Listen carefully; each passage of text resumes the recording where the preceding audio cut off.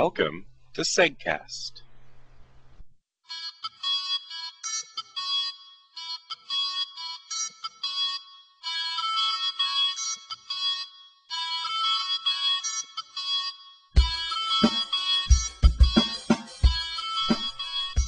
This week on Segcast, we're on Angel Island, an island in the San Francisco Bay, formerly home to a military base and immigration station, a California state park, and home to one of the newest guided Segway PT tours. Let's talk with Steve Steinberg from Segway of Oakland, proprietor of this beautiful new tour.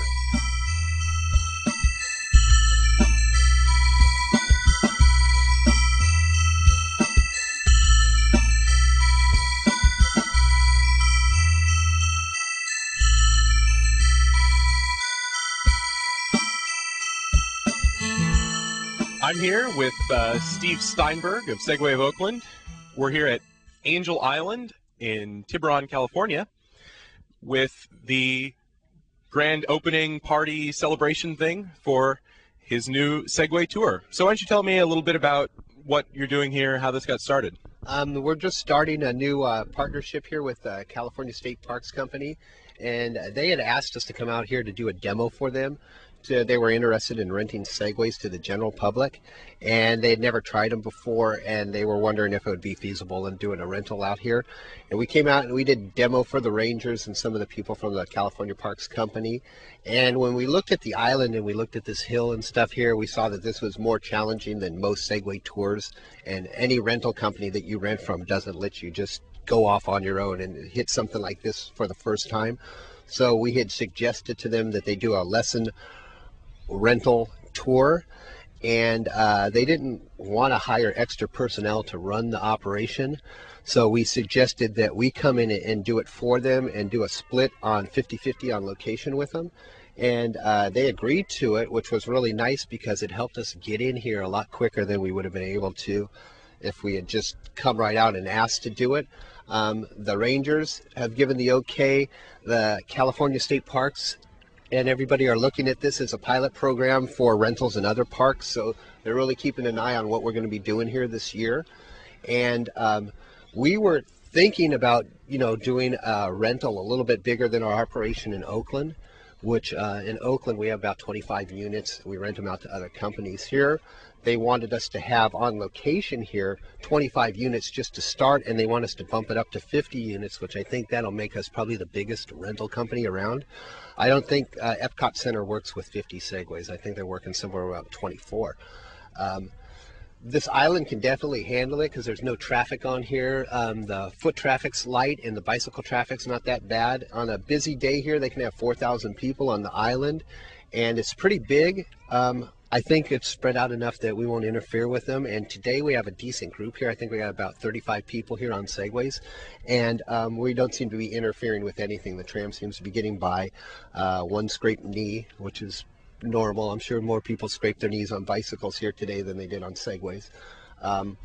We're hoping that everything goes good. We had the Blue and Gold Fleet here today asking about booking our tours for us, which will make it a little bit easier. The people come onto the island and they'll already have their boat ticket and their tour paid for, so we basically just supply a service here on the island and just facilitate the people getting off the boat, which is going to be great. And we're going to start daily operations here next Saturday, and we're shooting for 5 tours a day, groups of 10 in each tour, so 50 to start and then bumping it up to 100 if we get busier.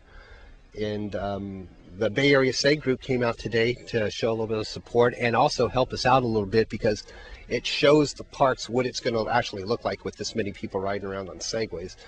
It gives them a really good idea of what to look for in the summertime. And luckily with Bay Area Seg, everybody here is such a good rider that we don't have to worry about, accidents. We're able to get around the island a little bit quicker. Everything's running a little bit smoother on an operation like we have today.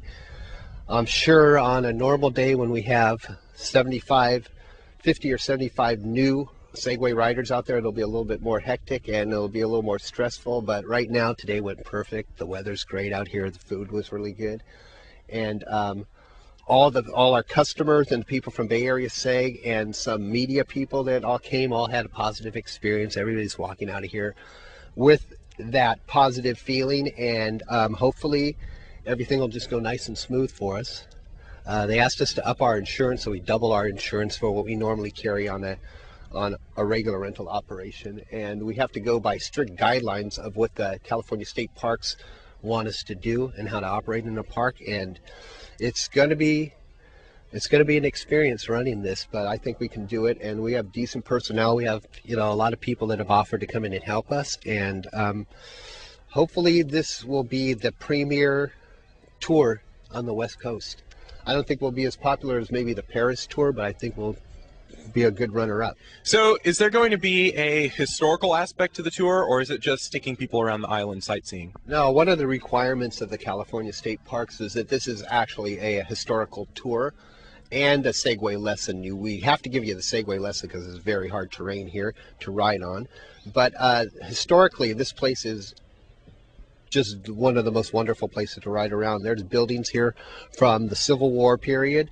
There's munitions here from an old cannon off a Spanish galleon all the way to Nike missiles on the other side. So we've got every era of military, represented here on the island. It was an army base, hospital, departure center for soldiers going overseas. There's a lot of immigration going on here. And every place you go to on the island, there's a little bit of history just sitting there. On the island here, we have the ability to go inside a lot of these old buildings and explore up there, so it really makes it fun. The Segway helps out in the Angel Island experience because it allows you to cover 3 times the distance in the same amount of time. So what would take you 2 days, 3 days to see on the island, you basically get done in 1 day. And the history is definitely going to be a part of this tour. Cool. So if somebody wants to find out more about Segway tours here on Angel Island, where can they look? Who do they call? What website do they go to? They can go to segwayangel.island.com. You could go to angelisland.org or angelisland.com, and you'll get the State Parks website, which has information about the Segway tours. You could go to segwayguidedtours.com, and you'll see that the Angel Island Segway Tour has been listed as a Segway authorized tour. Since we're a dealer and we're going by the authorized tour guidelines, that we're an authorized tour, and it's actually the first authorized tour in a state park. Excellent. Well, thank you very much, Steve. You put on a great event here, and I wish you the very best. This is going to be exciting for you. Thanks for coming. Thanks for joining us for this episode of Segcast. Be sure to come back next week for a chat with Matt Dilita, Segway's Director of Regulatory Affairs, about the status of the California EPAM-D law and what you can do in your community for PT acceptance.